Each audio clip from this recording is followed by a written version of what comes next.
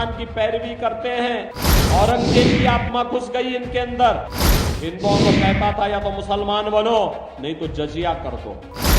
यही समाजवादी पार्टी थी। Ration mafia भी थे और आज 80 करोड़ लोगों को फ्री में राशन मिल रहा है। और मैं तो कहता हूं जो पाकिस्तान का राग अलाप रहे हैं ना,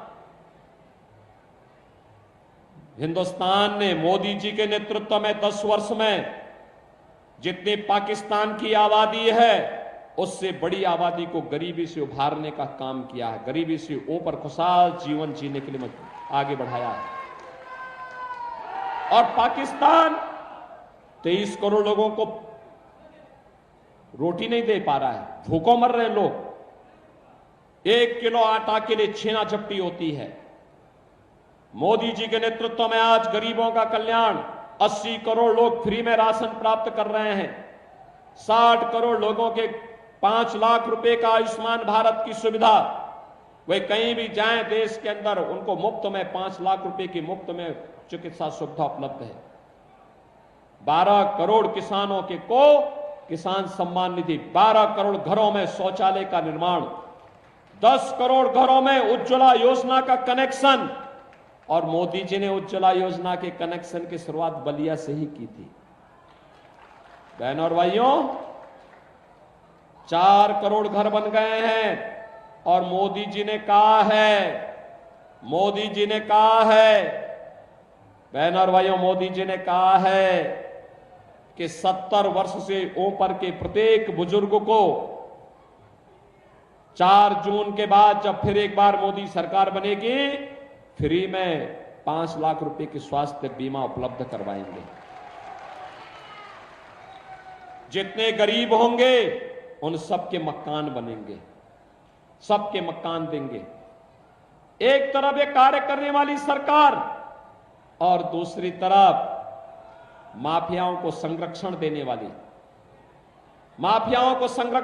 वाली, आतंकवाद और नक्सलवाद को बढ़ाने वाले, देश के सम्मान को गंवाने वाले, देश के अंदर विकास के कार्यों को ठप करने वाले कांग्रेस और समाजवादी पार्टी के लोग हैं। इनका विकास से कोई लेना देना नहीं, गरीबों से कोई लेना देना नहीं। ये पाकिस्तान की पैरवी करते हैं, अपने राजनीतिक स्वार्थ के लिए आतंकवाद को बढ़ावा देते हैं, माफियाओं को अपने गले का हार बनाते हैं और भारत विरोधी कृत्यों को करना अपना जन्मसिद्ध अधिकार भी समझते हैं। आज आप देख रहे होंगे इनका घोषणा पत्र क्या कहता है, सत्ता में आएंगे तो अनुसूचित जाति और पिछड़ी जाति के आरक्षण को मुसलमानों को बांटेंगे। क्या आप बांटने देंगे? क्या भारतीय जनता पार्टी हरगिज काम नहीं करने देगी, कतई नहीं करने देगी, किसी भी स्थिति में नहीं करने देंगे। कोई भी माई का लाल बाबा साहब भीमराव अंबेडकर के संविधान के साथ छेड़छाड़ नहीं कर पाएगा।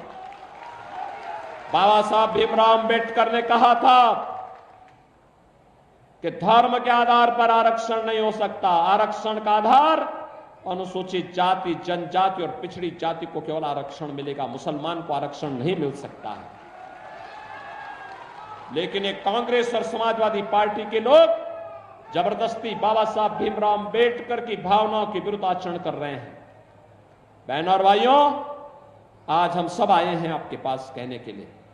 ये कहते हैं कि कांग्रेस सत्ता में आई तो पर्सनल लॉ लागू करेंगे। पर्सनल लॉ का मतलब जानते हैं आप?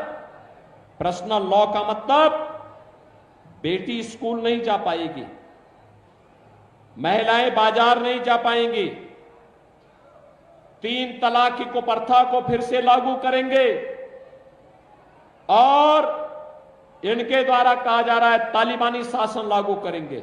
अरे हिंदुस्तान बाबा साहब भीमराव अंबेडकर के बनाए हुए संविधान से चलेगा। हिंदुस्तान में कोई शरीयत का कानून और कोई तालिबानी व्यवस्था लागू नहीं होने देंगे। इसके लिए चाहे कोई भी कीमत चुकानी पड़े। बहनों और भाइयों, ये कहते हैं अगर सत्ता में आए तो हिंदुओं पे वरासत टैक्स लगाएंगे। ये वरासत टैक्स का मतलब जानते हैं आप? वरासत टैक्स का मतलब आपकी पूर्वजों ने जो संपत्ति अर्जित की है, जो संपत्ति आपको अर्जित की है, आपके पूर्वजों ने, आपके बाप दादों ने, आपकी मां ने, उस संपत्ति का ये लोग क्या करेंगे, सर्वे करवाएंगे और उसमें से आधी संपत्ति पाकिस्तान, बांग्लादेश और रोहिंग्या मुसलमानों को बंदर बांट करने का काम करेंगे। आपको पता लगा आपके पिताजी ने, आपके दादा ने, आपके बाबा ने कोई मकान बनाया है, 4 कमरे का मकान है। अगर कांग्रेस और समाजवादी पार्टी आई तो क्या कहेंगे? कहेंगे दो घर में तुम रहो और 2 घर किसी मुसलमान को दे दो। अरे आपके घर में कोई मुसलमान बसेगा क्या? आप इसको स्वीकार करेंगे क्या? ये औरंगजेब की आत्मा घुस गई है इनके अंदर। औरंगजेब मुगलों का सबसे क्रूर बादशाह था। बहनों और भाइयों, कोई मुसलमान भी अपने पुत्र का नाम औरंगजेब नहीं रखता। इसलिए नहीं रखता है क्योंकि औरंगजेब ने पहले अपने भाई की हत्या की, फिर अपने बाप को मारा, अपने बाप को तड़प तड़प करके एक एक बूंद पानी के लिए तरसाया। उसका बाप शाहजहां भी कहता है कि औरंगजेब तो जैसा दुष्ट पुत्र किसी को पैदा न हो, तो ने जीते जी मुझे एक एक बूंद पानी के लिए तरसाया है। तो उससे अच्छे तो ये हिंदू हैं जो अपने बड़े बुजुर्गों का सम्मान करते हैं और मरने के बाद भी श्राद्ध और तर्पण करके अपने पितरों को जल देने का काम करते हैं। बहनों और भाइयों, ये शाहजहां के द्वारा हिंदुओं के बारे में कहा गया। और औरंगजेब ने हिंदुओं के लिए कर लगाया था, उसका नाम था जजिया कर। हिंदुओं को कहता था या तो मुसलमान बनो, नहीं तो जजिया कर दो। ऐसे ही कांग्रेस और समाजवादी पार्टी के लोग भी करना चाहते हैं। औरंगजेब की आत्मा घुस गई इनके अंदर। औरंगजेब को मिट्टी के अंदर ही दफन रहने दो, उसको जीवित मत होने दो। और यही कहने के लिए मैं आया हूं। बहनों और भाइयों, आप सबसे मेरी अपील है, मैं पूछना चाहता हूं, अयोध्या में क्या राम मंदिर का निर्माण समाजवादी पार्टी और कांग्रेस के लोग करा पाते क्या? करा पाते क्या? कितने लोग अयोध्या गए हैं आप में से? वाह भाई, काफी बड़ी संख्या गई है। और मैं कहूंगा चुनाव के बाद दयाशंकर से, पीयूष राय से और नीरज शेखर जी से भी कि यहां के लोगों को एक बार अयोध्या का दर्शन करवा के लेके आओ। आज नई अयोध्या देखेंगे ना, आप भी देखेंगे कि भगवान राम की कृपा साक्षात बरस रही है।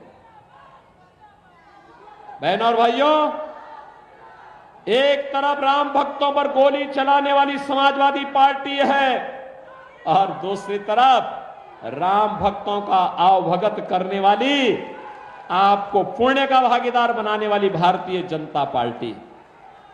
और इसीलिए मैं आया हूं आपसे कहने के लिए, पूरे देश की जो आवाज है वो आवाज यही है कि जो राम को लाए हैं